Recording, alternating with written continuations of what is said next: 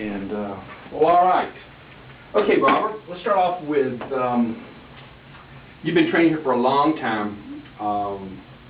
Hadn't really been interested in the weight loss thing, although I was beating you over the head with the information for a long period of time. True. But at some point you decided, when I looked at your chart, it was September 1st of last year. So what was the trigger for all this? Well, here there were a couple of triggers. And one was I had lunch with some friends and we snapped a photograph. And when I got to see myself in the photograph, I didn't like what I saw. So I realized I was beginning to put on the pounds and that they had crept up there without me realizing it. And then within that same week, you said, get on the scale. And I didn't want to do that. Yeah, that felt a little awkward.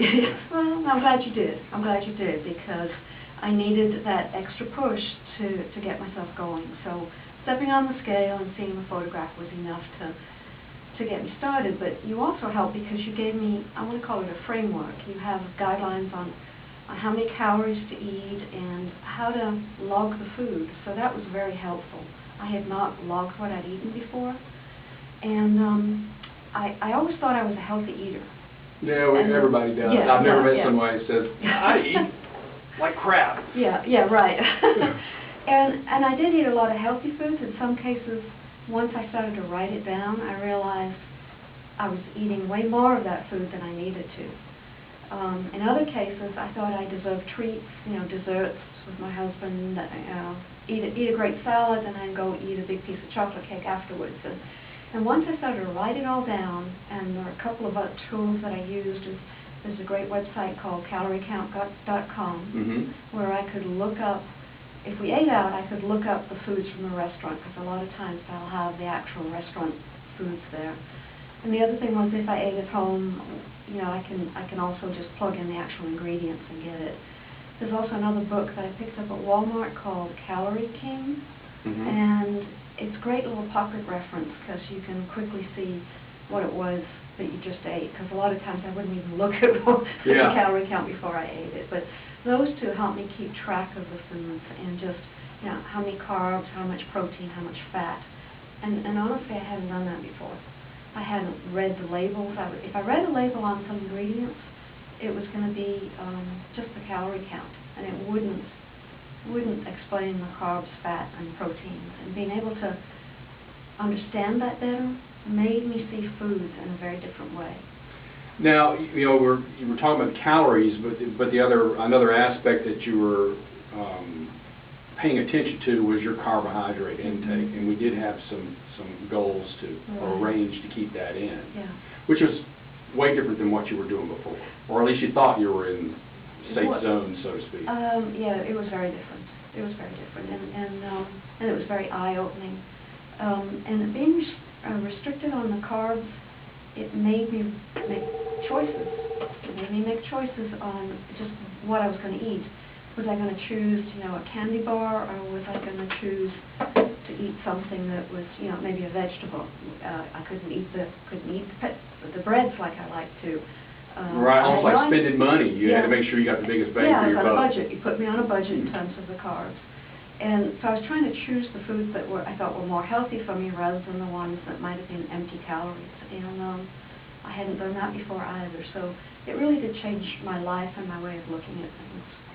Now, you lost 20-plus pounds of fat during a period of time from September to January when the average American gains at least 5 pounds. So you were essentially a net 25 down than the average person. So how did you manage to do that with all that temptation out there? Well, I did get some help. Once I lost the first few pounds, my husband started to notice, so he got interested, and we began to do the diet together. So that was helpful. So when we left town and went to other people's houses who were just not interested in this diet, we could support each other. And I have to be honest, I didn't always eat exactly as I had when I'm in my own home or able to control the foods that we had on the table. But it was okay because I could get right back on the diet once I got back home, and it was only for a few days. And I really do see foods differently. When I walk through the supermarket, I see so many processed packaged foods, and they just don't have the same appeal as they used to. It just really has made a big difference. So life as you knew it didn't end when you made the switch, because I think some people can't imagine a life without an abundance of things that they that they enjoy. You know, I know for myself, for instance, you know, pizza every Friday night was the thing, but somehow when I stopped doing that, I found that life is still pretty good. Yeah, in fact, we had pizza. Monday nights was our pizza night. We would do that. And you know, when you restrict the calories and you restrict the carbs, then the food begins to taste better. Actually, the food that you choose, it tastes better. My goal in life is to be healthy. I mean, and part of that is not being overweight. But as long as I keep the goal as being healthy, and the weight loss is sort of a secondary thing. And I enjoy the foods that I eat. I mean, I do like healthy foods. I happen to have dropped out the ones that are not so healthy. And I get plenty. I don't feel hungry. That was the other thing with the diet.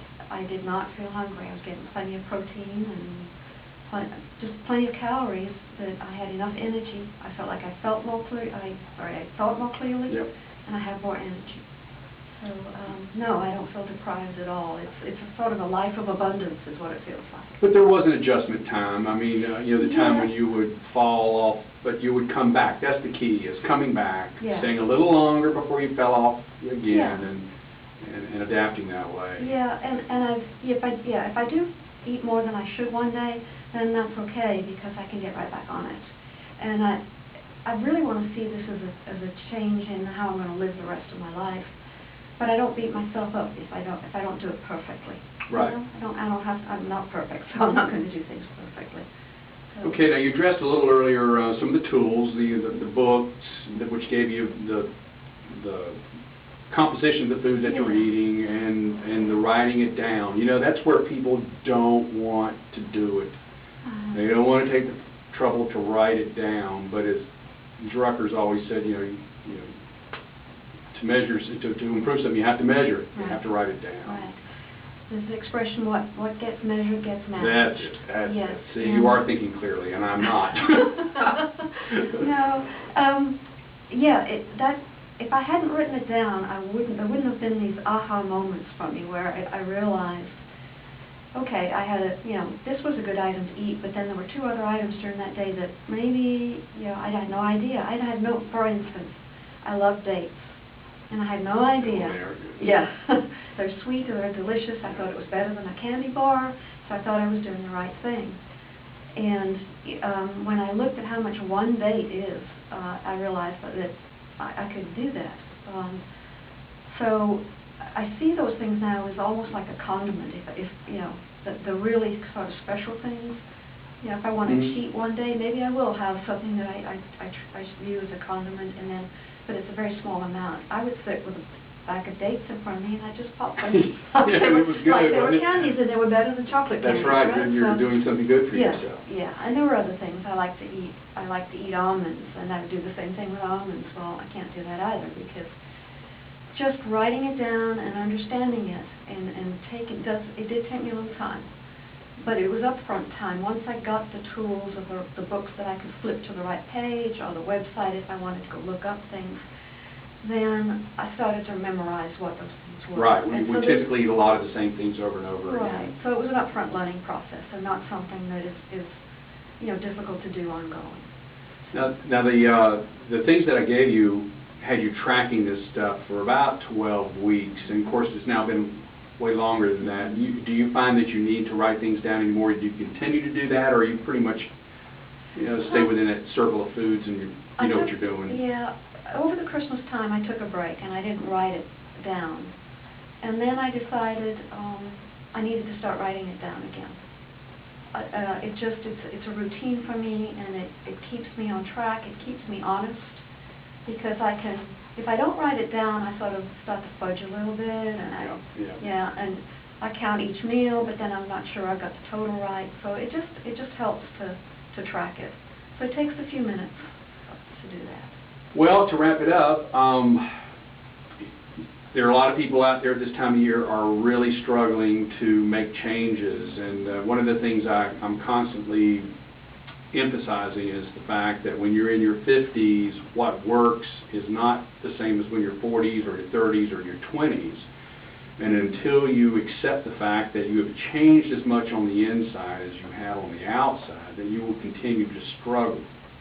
So can you give some last words of advice for those who are contemplating this, trying it, working hard, not seeing any results, as to what you might advise them to do? If you hadn't urged me to write it down, and the process of having to write it down is what made me have to go do a little bit of research to understand better just how many calories and the content of a lot of foods. If you hadn't asked me to do that, I would have been struggling. But I would recommend this diet that you've had me do for quite a while now. I would recommend it to anybody and just encourage them to do it for themselves. I mean, I would have a habit of looking in the mirror and really not seeing that I put on weight. Right. You know, I see this 125-pound person that I was when I was 25 years old, and that isn't what I've become. And so it took this internal change, and you provided that trigger to be able to have me think differently. I truly am seeing foods differently and thinking differently. And the triggers that you provided are part of what got me where I need to be. So I would recommend this to anybody that's struggling with losing weight. If I can do it, I think lots of other people can. Sure. And I'm going to surprise you by this question, but you've been training here since 2009, October 21st, 2009. Mm-hmm. If you can, just briefly give some thoughts about what you've done here over the past couple of years. Yeah. Well, the reason I got into this was that I want to be healthy. And I have a friend, actually, who had been coming to you for much longer, and I could see the changes in her. And it wasn't just that she lost weight, that it was that her body shape changed. Mm-hmm. And she was very enthusiastic about coming. And so it sort of made sense. I'd heard that weight training for women, a lot of what we hear and we read, that's the other thing, is a lot of what we read and we hear on the television sometimes, I'm not convinced is necessarily the best thing for us. For instance, all the commercials about what to eat, I like to turn those off. And what I heard about weight training for women is, lots of repetitions and low weights. But I didn't see results when I saw friends doing it. Right. So the results that I saw were actually from the friend that came here and was doing the slow burn. Right. So I read a little bit about it, decided to give it a try, and it's made a big difference. I mean, I feel stronger. I was losing upper body strength, and I didn't like that feeling. I couldn't, it's things like carrying groceries or packages that are boxes that are up high on shelves. Things that I would take for granted. I mean, as a man, I think you probably kept your upper body strength, and I was losing mine, and I was having to ask for help, and I didn't really want to do that. I wanted to stay strong and to stay as healthy as I can for as long as I can. And I think the weight training has helped with. I saw good results with bone density. I don't have any loss of bone density. That's good, which for somebody in my late 50s, I think is a good thing. Mm-hmm. Maybe a little unusual there. So that, and my cholesterol has been down, has improved, it's good. So all those things. Oh, good. Yeah, all those things have helped me. And I just feel like I lead a more healthy life, and mentally I feel better too. I feel good about having done this for myself. So. Well, good. Well, thanks a lot. You're welcome. And hopefully we recorded all this. Well, yeah. We're getting ready to find out. I hope so too.